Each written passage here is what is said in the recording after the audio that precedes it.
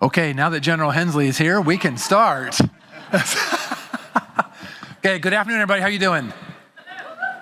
Okay, let's have a riveting applause for these three gentlemen who are going to talk to you about generating effects with cyber and electronic warfare.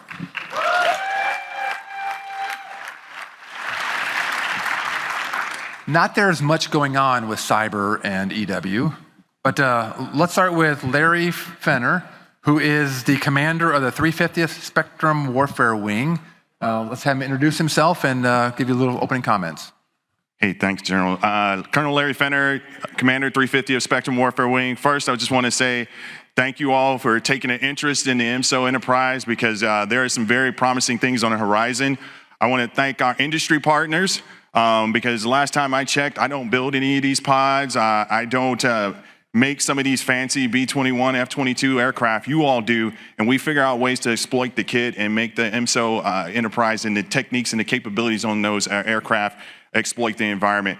And I also want to thank AFA because this is a great opportunity to just engage with industry and tell them exactly where we're going with the 350th and where we're going with the MSO enterprise and how we can grow and what are the requirements that we're looking for to dominate the spectrum and win. So I'm looking forward to our discussion. Good.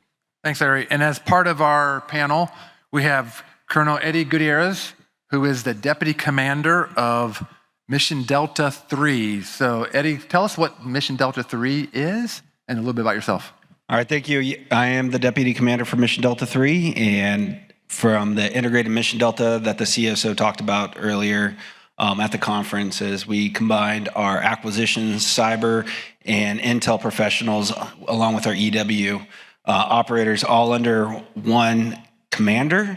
And so from a Mission Delta standpoint is we're synergistic. We're combining the teams together in order to get after the EW fight.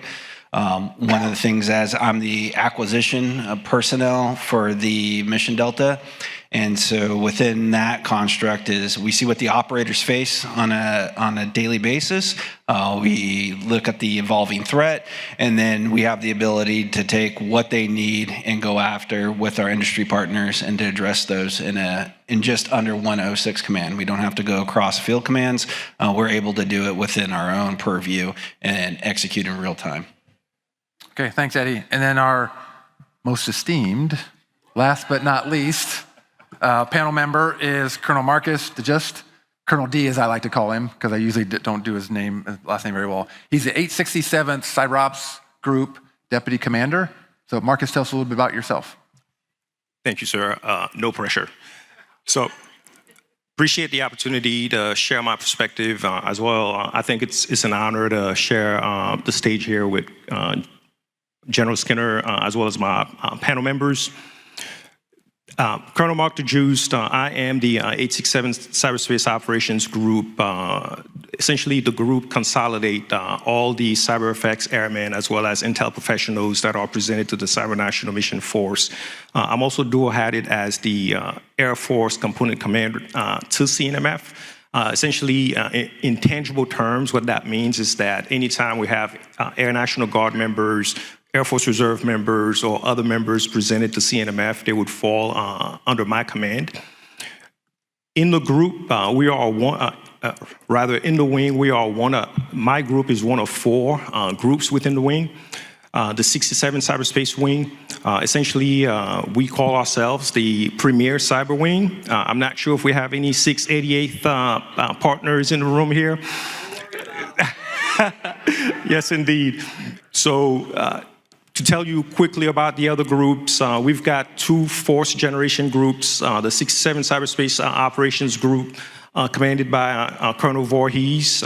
They are, within that group, all the offensive forces aligned to combatant commands, working Air Force priorities are aligned under that group. The 567th Cyberspace Operations Group formed the Cyber Protection Force. So essentially, they're primarily responsible for point defense. And last but not least, the 318th Cyberspace Operations Groups underpins just everything that's happening within the wing. They are responsible for formal training for cyber as well as information operations, testing, capability development, as well as exercise support. On Monday, General Hensley, as well as a few other senior leaders, talked about the expanding cyber threat. I'd be remiss if I did not mention how proud I am to stand shoulder to shoulder with the cyber effects airmen, as well as the intel professionals in the swing who are standing in the gap to counter those threats. Marcus, you do realize there's an old saying that says, know your audience. As part of that, it means know the panel moderator, who was the first 688th Wing Commander. So I think you're going to get every question that we have this afternoon. How's that? No, thanks. And again, to Larry's point, right, we want to thank AFA, right, because, I mean, this is a great venue to get everyone together, to really focus on the hard problems and working with industry, working with academia, working with our research labs, and working with the operational communities and the staffs to really get after these hard problems that we have today. So what we're going to do today is, for the next 35 minutes, I'm going to ask them a few questions. And then in the middle of that, we're going to have a little lightning round. Because as you know, most panel members like to talk a lot per question. So I'm giving them strict orders and direction that for the middle part, it is a one-word or one-sentence answer to the questions. But before we get to that, the first question I think most people want to understand, because we've talked about EW and cyber for a long time, right? And how do we integrate and how do we bring that into the multi-domain operations framework? How are you commanders and deputy commanders thinking differently than previous commanders and deputy commanders about EW and cyber as force multipliers in these multi-domain operations? Larry, go ahead. Well, to keep with a one-word answer, integration. That's the biggest challenge for me. For the 350th, we have been rowing pretty hard to move the MSO enterprise forward. But that has been predominantly in the air-breathing domain. What we understand now and what has been the push from the U.S. Air Force Warfare Center is we need to move MSO capabilities and integrate with cyber, with space, so that we can better understand how we can bring MSO capabilities to the forefront at the tactical edge where the warfighter is going to need it. So I know the title of this is Integrating EW and Cyber, but it truly is integrating EW and cyber so that we dominate in the air and space domain. And that is the biggest challenge. And I will tell you, the biggest challenge behind that is we don't know what space does. There are some pretty significant read-ins that you would have to go through so that you can sit down and have those candid discussions on what is in the realm of the possible. I believe that innovative spark comes from just being able to have a common baseline and understanding what space brings to bear, what cyber brings to bear. And then that innovative spark comes as, well, we have a capability or we have a technique that we can potentially utilize that will allow us to dominate particular nodes in the spectrum that will give our warfighters a sizable advantage. And I think that's the big thing for us in the 350th, integration. Yep. Eddie, as a material leader, how are you thinking differently? So when I actually came over into the EW, because I don't have an EW background, and they tried to explain to me the difference between EW and cyber, and I said they both sound very similar. So they're still trying to explain it to me, but what we look at is commonality across the board. And when industry comes and talk to us, I just basically tell them, an aperture is just a delivery vehicle for us. And so a cyber effect, or what we like to call an RF payload, goes across the EMS spectrum, and we can deliver those effects. And so we don't want to do is try to pigeonhole into cyber or EW capability. And really what we're trying to drive for is the effects across the board for the joint force. And we don't want to get into the specialty authorities piece for our operators. And so what we try to do is break it down to the simplest method we can, and then just integrate those capabilities onto our weapon systems, and so that we can deliver what's asked. Okay, Marcus. So I'll just add to what Colonel Fenner and Colonel Gutierrez added. So I think for me, flexibility and resilient communications. So first, flexibility. So I think for cyberspace and EW offers policymakers as well as command commanders a level of flexible options across the full competition continuum, especially during the competition phase. There are spaces in competition that with cyber capabilities and effects that we can get after to shape the operational environment that other domains are not able to offer those types of options during competition. When you look at long-range kill chains, so if General Kaiser were here, I think she'd talk about Beat or Bolt. The communication systems that we need to have, the communications links, as far as securing those links to enable those types of concerns are critical. And then looking at it from the adversary standpoint, our cyber operators, intel professionals, the missions, the options that develop to disrupt the adversary's communications, those systems that ultimately impact their ability to do the same to us. Those are the two aspects I would offer to answer that question. Okay, thank you. Colonel Eddie, what's one misconception, as we talk about framing the operational environment, as we talk about whether it's acquisition, whether it's operations, whether it's you name it, what's one misconception about cyber and EW that you wish this audience better understood? So one is they're not different, and two, what cyber and EW offer is we left a bang. We can offer a lot of effects that can either shape the joint force from a non-kinetic perspective with irreversible effects, and we say that to the fact that people can employ us, and we got to not get scared about it, because we can definitely do stuff in the EW spectrum that allows non-negating effects, but to let our adversaries know that we can reach out and touch you.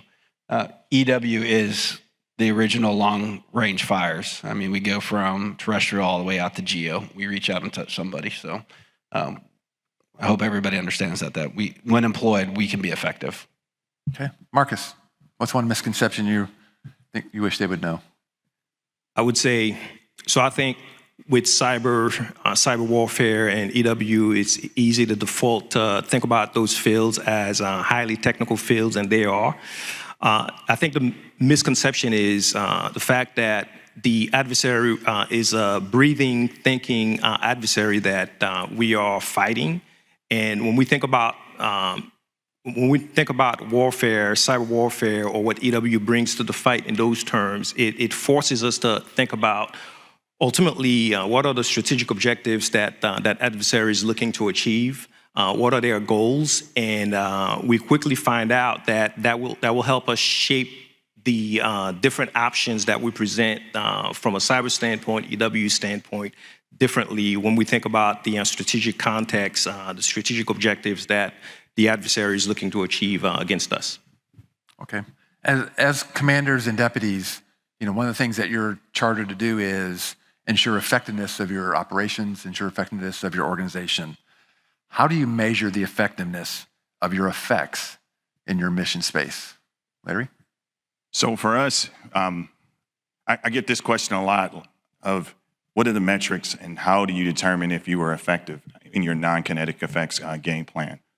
One, if our adversary lacks the ability to talk to each other, so their scheme of maneuver and their ability to operate seems disjointed, or it is not optimal, or it's different from what we've seen them operate in the past. Missile miss distances, I would say that's a pretty good judge. Because I don't care how much you can turn and burn, but some of these systems out there, they're pretty sophisticated. And if they lock you up, they will take you down. And your ECM systems creating that miss distance that allows you to go out there and be lethal and survivable, that's also a pretty good judge. Now also, look at our air-to-air kill rate or the ability to prosecute the mission.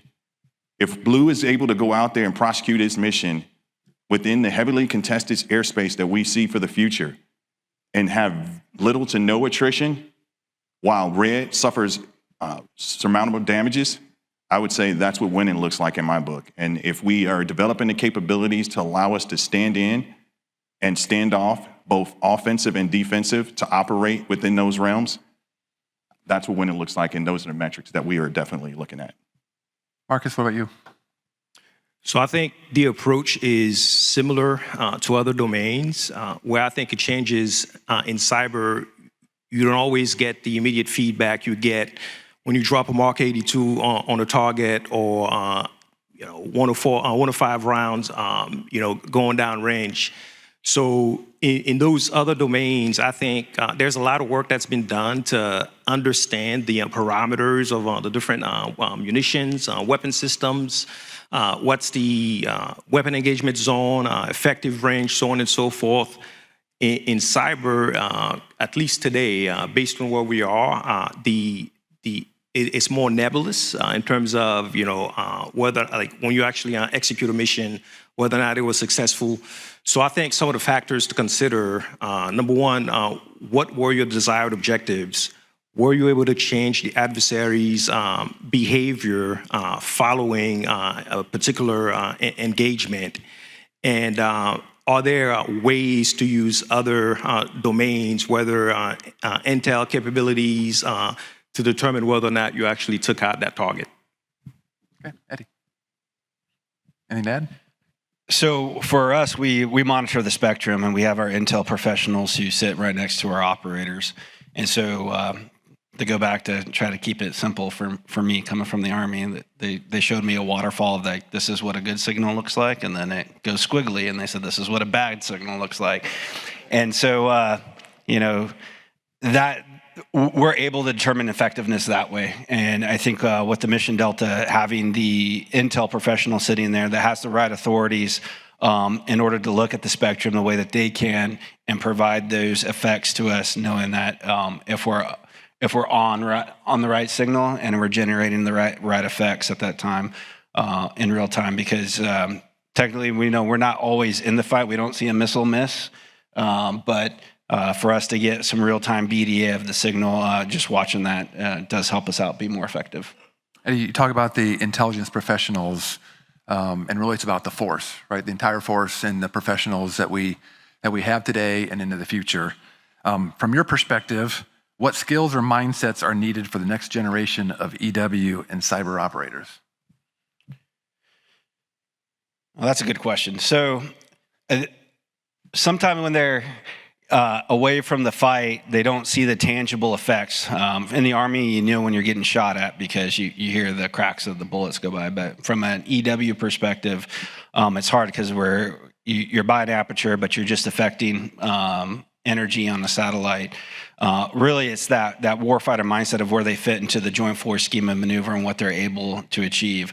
Midnight Hammer was a good example of that for our professionals to show that what they were able to do from an EW perspective enabled the joint force to execute its fight and put bombs on target.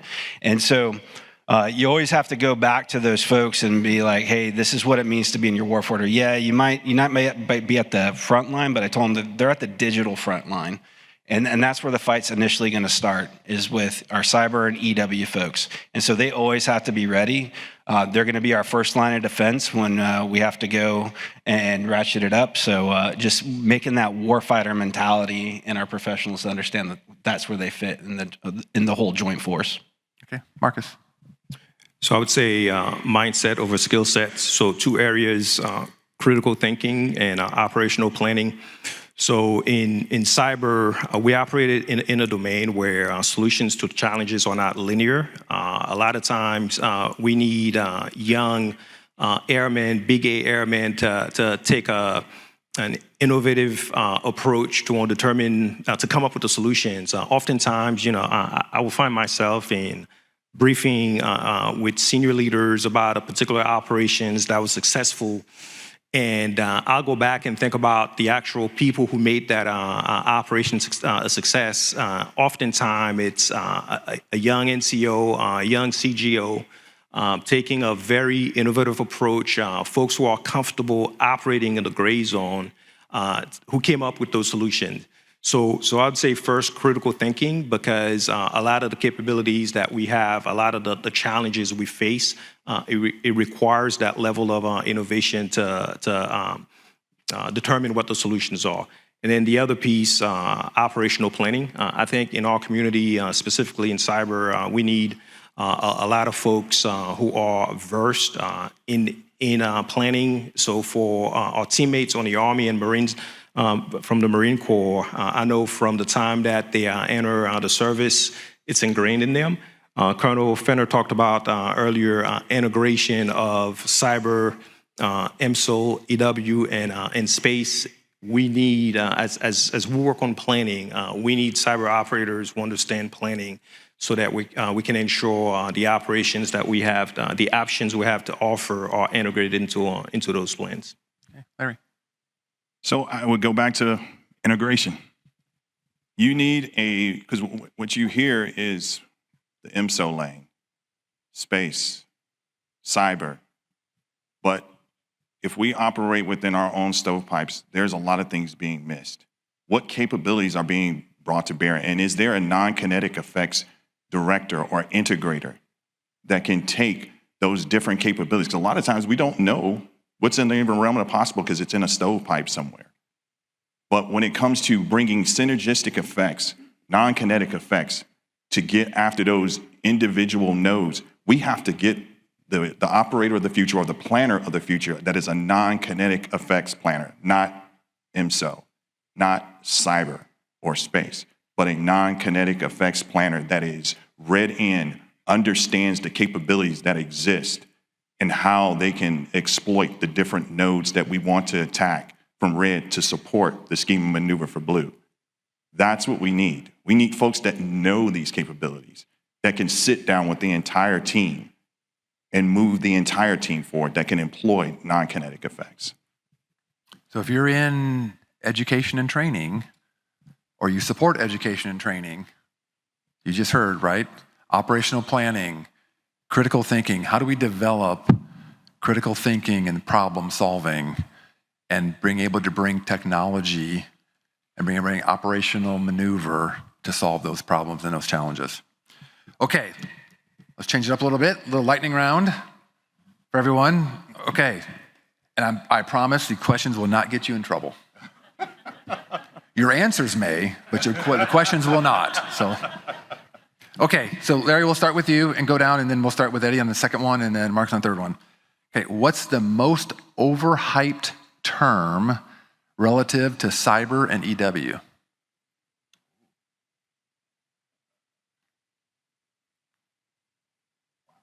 That's a difficult one. That's a difficult one. So I'm just gonna probably say data. Data. Okay. Because I feel like data is this, data is that, but there's a lot of data out there. What are you going to do with the data?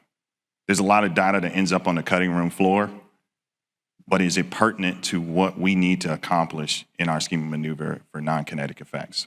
So I would say data. Okay, that was like 4 sentences. So, Eddie, one word or sentence, most overhyped term in cyber EW.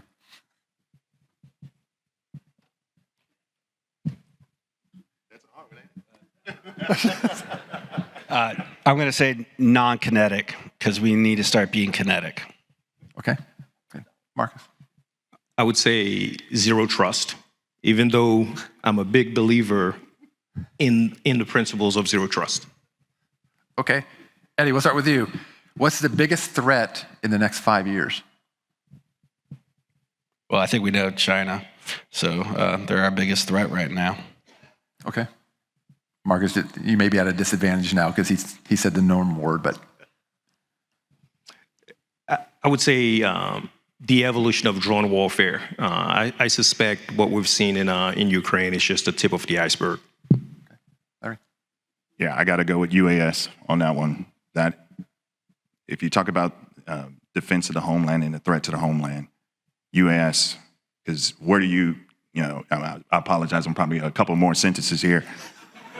But, study through air power, where can you do the most damage to air power? On the ground. And as we've seen in the news articles and the things that have played out, you can do a lot of damage. And that is not a sight we want the American people to see, doing a lot of damage to our Air Force on the ground.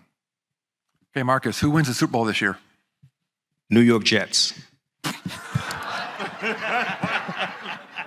Larry? Man, can't believe I'm about to say this, but yeah, Chicago Bears, because I'm a diehard. Bear down. Eddie? My team's not any better, the Raiders. So. Okay, speaking of football, right? They have offense and defense, right? Some people say defense wins championships. Some people say offense wins championships. Which is more effective in cyber and EW, offense or defense? Larry? Offense. Offense. Defense. Why are they laughing on the defensive side? Defense wins championships, remember that. Air power is inherently offensive. Okay, Marcus, is convergence of cyber, space, and EW happening fast enough? I don't think so. So I think there's a lot of work we need to do from an authority standpoint that continue to create the silos that Colonel Fenner talked about. I don't think that's happening fast enough. Okay, Larry? No. From my time of being a command EWO at PACOM, I remember we were talking about cyber EW convergence, and now I'm the 350th Spectrum Warfare Wing Commander. I'm like, okay, we need to do some integration now because it hasn't happened yet. So, but I kind of say that, but that's probably because I'm saying it from where I stand and where I sit, because that's not to say that our cyber brethren and our space brethren haven't been moving out in that area, but as the guy that is in charge of moving IMSO Enterprise forward, I can tell you I need to work with my teammates to get better. Okay, Eddie. So I don't think we're not moving fast enough, but we are trying to address it, at least in our own, between the mission deltas, within the EW and the cyber, start doing combined arms planning, which is a big key in order to get this integration just from at least from the space side.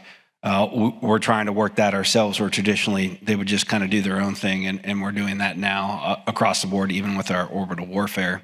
But we have to take our EW, and when we start talking EW layered effects, that's going to be considered with our air partners also, and the cyber folks. What everybody's doing is when we start layering in effects, that's when we're going to be the most decisive at that point for the joint force. Okay, for the next 3 questions, 1 word, 1 sentence. Okay, what is one emerging tech that will reshape the fight in 10 years? Marcus, you want to go first? AI. AI, okay. He took it. Okay, Larry. Stealth. Self? Stealth, okay. I'll use the other one, machine learning. Okay. Okay, Larry, I'll go with you. Quantum. Real near-term impact or still nascent? Quantum. No, near real-term impact, definitely. Eddie? Near-term impact. Marcus? Still nascent. You know, that's the second question you've been out on your own, but that's good. That's diverse thinking. That's what we like to see. What keeps you up at night, Marcus? The unknown unknowns. So is there another Volt Typhoon, Salt Typhoon we have yet to uncover? Okay, Larry. Losing. I hate losing. So I'm making sure that we get the reps and sets and engagements so we can win. It's not just a coin phrase when we say dominate the spectrum and win. I hate losing. Who's your football team? There's a story there, but. Okay, Eddie. The proliferated LEO architecture that is currently going up. That's the large problems to solve that we have to get after. Okay, good answer, gentlemen. Marcus, you talked about Volt Typhoon, Salt Typhoon. What trends in adversary behavior are shaping how you think about cyber EW effects? At least that's what you can share to the audience. So to keep me on the right line, everything I'm about to say I'll reference Joint Cybersecurity Advisory that CISA, in coordination with interagency as well as partner nations, released last year. So I think some of the trends we've seen, I think that was a great case study to answer that question. So we're seeing adversaries focusing on pre-staging and long-term strategic objectives, as opposed to disrupting networks and stealing data as soon as they gain initial access. So that's one change that we've seen. The other one, living off the land to essentially evade detection. Very hard to detect, and from our cybersecurity service providers, in terms of how we approach defensive cyber operations, detecting and countering those types of techniques will require some adjustments on our part. And then the last piece I will add is the use of AI to automate the vulnerability discovery process, developing exploits to speed up the process of offensive cyber operations. Okay, Larry, what trends are you seeing? What trends are you seeing? I would say the AI machine learning is the big trend that I'm seeing. The advancements I'm seeing, I was a bit of a naysayer when it came to AI and machine learning, and I want to say thank you to my industry partners because they've opened up the door and showed me some of the things that they're working on. But I think we should be on version 20 and not version 1 if we're truly going to get something that is going to be worthwhile that we're going to be able to utilize for the next fight. So I would say that would be the big thing for me, AI machine learning and integrating it early and often in the capabilities that we bring out, because that's how we're going to learn, that's how we teach it, and that's how we're going to get better. Okay. Eddie, separate question for you. What is your biggest ask of the acquisition community to help you maintain positional advantage in your mission? So we need some more RF payloads, and I say that in order for us to deliver effects. Sometimes we need some lasting effects. Brute force jamming will only get us so far, and so just developing some of those different waveforms for us so that it just adds a different tool in our toolbox to use when called upon. That's what I would ask for. Okay. In 5 to 10 years, Marcus, how do you envision cyber and EW being used together on the battlefield? So I think integration and convergence. Today, we think about EW and cyber as two separate fields, even though there are efforts to drive towards convergence in EW space and cyber. In 5 to 10 years, I see those two areas being almost indistinguishable in terms of the lines between, where does a cyber operation stops and EW starts, or vice versa. Ultimately, they will become a lot more blurred. Okay. Larry, different question. Okay. How is AI, we talked a lot, AI is, big word, used a lot. How is AI shaping the future of EW and cyber? Target identification, response, and overall mission to generate effects. So that is a great question, a very timely question, because we're already seeing the use of machine learning and AI for automated threat detection. As you can imagine, these EOBs are very vast. What we need to know is where the anomalies are occurring and where do we need to point our analysts and our engineers to start peeling back what that particular signal is doing. So automated threat detection, things that are outside of the intelligence community's baseline, absolutely invaluable as opposed to sifting through petabytes of data to find those anomalies. Also, automated threat identification. Is that a threat? Is it just an early warning signal, or is it something else? Or is it maybe just a communication signal coming from a non-threat? Those are the things that I believe will, when we talk about moving at the speed of the fight, not just speed of relevance, I'm looking at the speed of the fight to be able to ascertain what are the anomalies out there and to be able to rapidly adjust to those and push that back out to the warfighter so they have the ability to rapidly adapt, sense, ID, locate, and counter. Eddie, anything to add? So we're definitely trying to implement AI and machine learning just through dynamic targeting and dynamic firing. How we view the EMS spectrum and the amount of signals that we're going to see our adversary using, jumping between transponders and PID. And we're going to need some AI in there to figure that out for us because of just the amount of information that's coming in, the cognitive workload on the operator. They're not going to be able to do it all. And so they're going to need some help. And we're just going to have to continue to refine it, make it better so that when we're using it, it's going to be our operators on the loop instead of in the loop. And they're only in the loop when they need to be, but on the loop and just monitoring the fight. Okay. Marcus, is cyber deterrence a thing? Why or why not? Great question. So I'll approach this question from two different angles. One, looking at deterrence in doctrine in terms of how we formally define deterrence.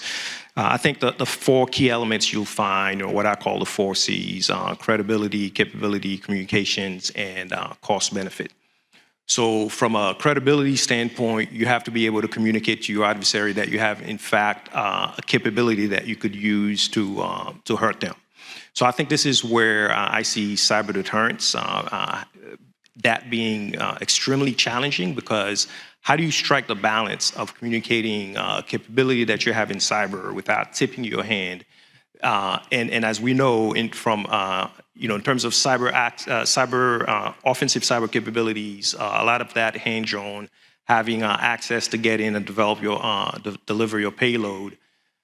Once you communicate that to an adversary, you give them an opportunity to start defending against that.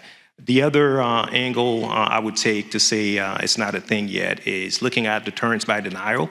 The whole premise for deterrence by denial is centered on the idea that your defense is so strong, the adversary cannot impact you. And we all know that is not the case currently for a lot of our large enterprise networks. Okay, in the last few minutes, as we wrap the panel up, as part of your final thoughts, I'd like you to answer this question within those thoughts. What's your biggest ask to industry that would generate greater effects today and into the future? I'll go. I already alluded to one, continuing advancements in stealth. As a Spectrum guy, I totally believe that stealth is a game changer. From the day we actually fielded the F-117 till B-21 and potentially future aircraft that are coming, I think stealth is going to have some phenomenal advantages when it comes to exploiting the spectrum. I will also say stand-in, offensive EA, and defensive electronic attack, as well as standoff. Those are things that will definitely change the calculus and bring the advantage of dominating the spectrum squarely into the blue corner, incorporating AI and machine learning as well. I believe that what I've seen in AI and machine learning is showing great promise, but if we keep iterating and iterating, I think we're going to get something that is going to be phenomenal for the future warfighters. Okay, Eddie. I'll just echo what's already been said. I think AI and ML is really going to help us out manage the EW fight as a whole. Industry, I need help with how I deliver payloads. I have certain apertures out there.